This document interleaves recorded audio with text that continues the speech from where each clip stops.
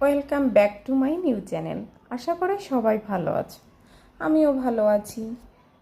তো আজকে তোমাদের সাথে শেয়ার করব একটি নতুন রেসিপিটি হলো মিষ্টি কুমড়া ভাজি। তো চলো শুরু করা যাক। প্রথমে কড়াইতে তেল দিয়ে নেব। তেল গরম হয়ে এলে সরিষা ফোড়ন দিয়ে দেব।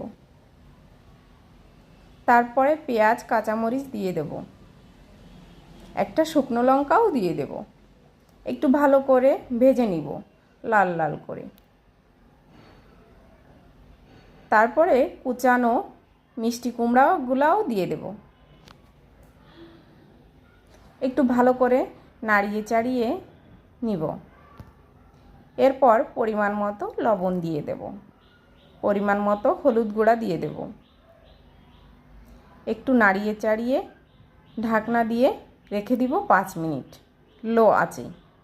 ঢাকনাটা উঠিয়ে নাড়িয়ে চাড়িয়ে ভালো করে ভেজে নিব, একটু লাল লাল করে। ভাজা হয়ে এলে একটা ডিম দিয়ে দেব। ভালো করে নাড়িয়ে চাড়িয়ে ভেজে নিব। একটু লাল লাল হয়ে আসলে পরিমাণ মতো চিনি দিয়ে দেব। 2 মিনিট ভালো করে নাড়িয়ে চাড়িয়ে ভেজে নিব।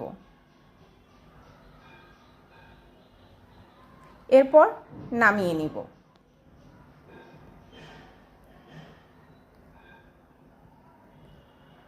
এই হলো সুস্বাদু মিষ্টি কুমড়া ভাজি।